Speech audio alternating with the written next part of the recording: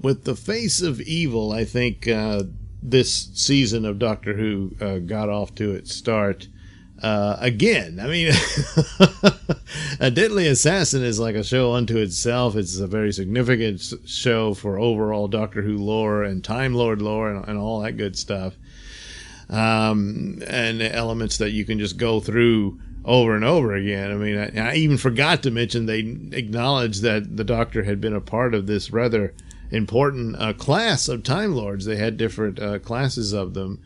And all of that stuff. So it's like isolated unto itself. It's a very in-between episode between two different eras of Doctor Who at that point.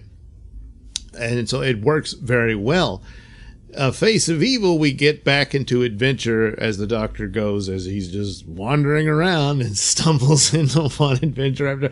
You never see the episodes where he just, he gets something to eat and reads the paper or whatever. And takes a nap. That's all in between, Although I think it's of interest when I talked about some episodes where like something like novels or Big Finish could explore other episodes or adventures of the Fourth Doctor, and this definitely, between Deadly Assassin and to this point, there's room there to do just about anything almost. I mean, you could even have other companions we never knew about and make up all kinds of stories that took place there before he arrives. And very telling because of this episode. It's almost as if, I don't know, maybe someone's already done it. I haven't seen, or rather heard every Big Finish, only a handful here and there. So maybe someone did. But anyway, this is a very good episode. It's kind of simple in a way, but it's also rather very, very intelligent in the concepts here that's been dealt with in other science fiction and whatnot. But it's also the elements of how far can civilized people go away from being civilized and whatnot. So there's elements like that, but it also very cleverly shows how to deal with when you've moved on from a beloved character, and that in Sarah Jane Smith, who for all intents and purposes was the quintessential Doctor Who companion. So how in the world do you follow that? Do you get some other woman who pretty much does the same thing? No, that would be very foolish. Do you try to make her rather mean or nasty or something along those lines? Boy, did they come up with something that was completely out of left field. Probably no one would have seen coming in the character of Leela, and this gives Leela instantly her own identity and very unique. She's a really good companion, and well, yes, I had really forgotten just how beautiful she is. And of course, she's in her Tarzan outfit, and it helps. Plus, people try to say, "Oh, well, that was the male gaze," and yeah, heterosexuality is the male gaze, so it's terrible. But that it's all about the outfit and whatnot. But and they just completely ignore that. And other companions do this, but no one more than Leela, I think, and that she saves the Doctor's life more times than the latter. The reverse rather.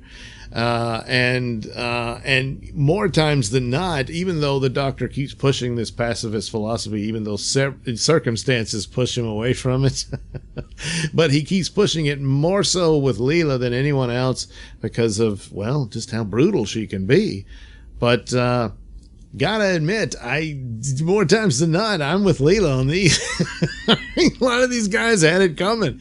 So the Doctor arrives on this planet, and it's another alien jungle thing, and works really well. It's all on set and everything, and I'm perfectly fine with it. I actually tend to enjoy these. Sometimes I'm kind of like, oh, they're doing a location shot. There's some film segments in here which I was rather surprised by. And boy, wouldn't it have been nice if they were all like that? But, you don't get it. But so it's a well-produced episode, and the Fourth Doctor in his prime in a lot of ways.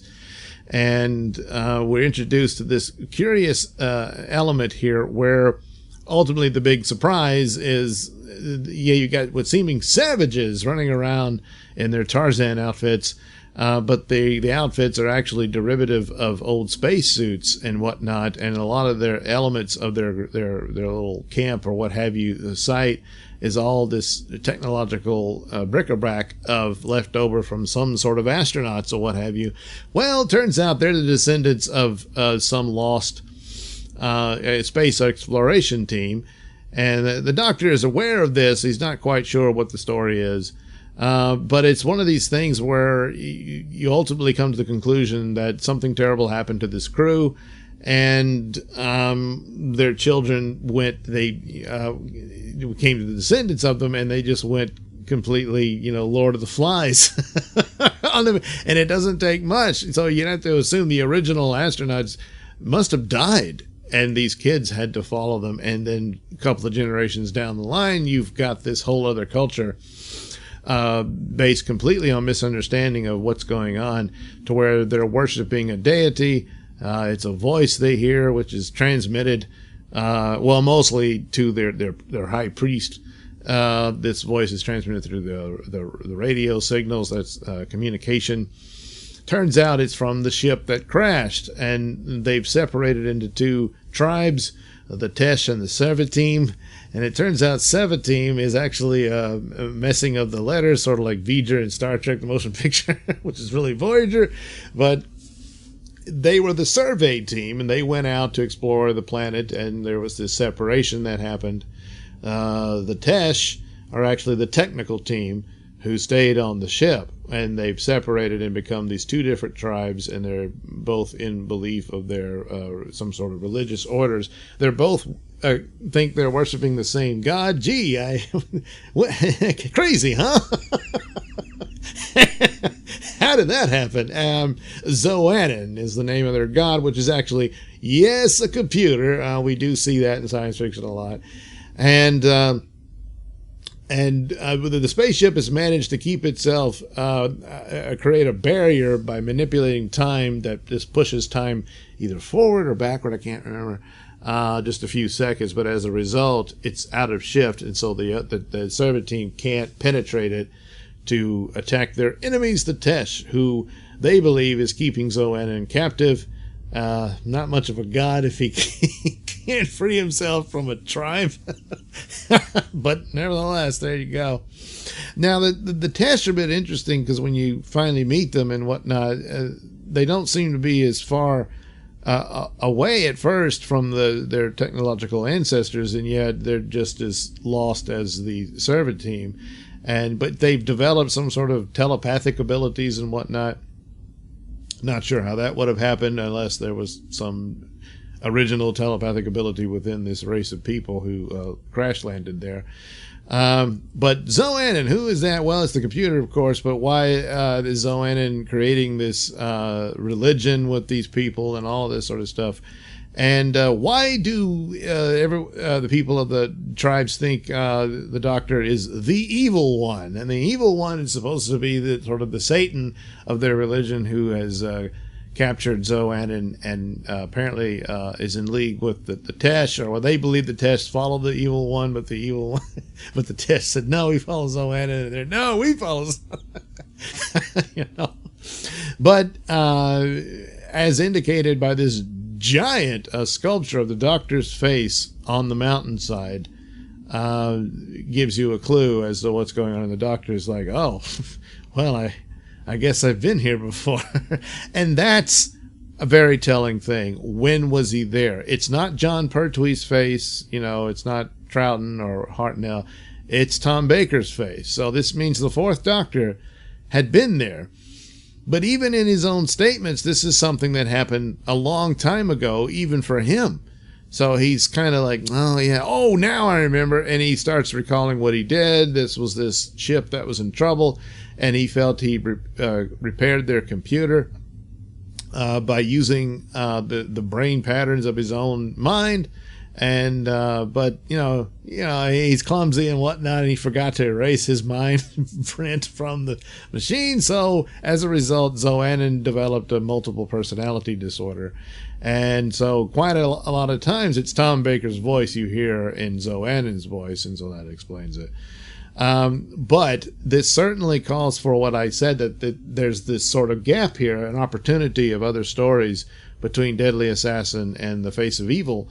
But most certainly an episode or story that deals with what happened at that, and you would set it up rather nicely that the Doctor should have finished up, but didn't, thought he was, and left, as he is wont to do. There's quite a few stories you could go through. It's it's like Space Seed leading to Wrath of Khan, about what the Doctor did, and sometimes roundabout way you get some of that.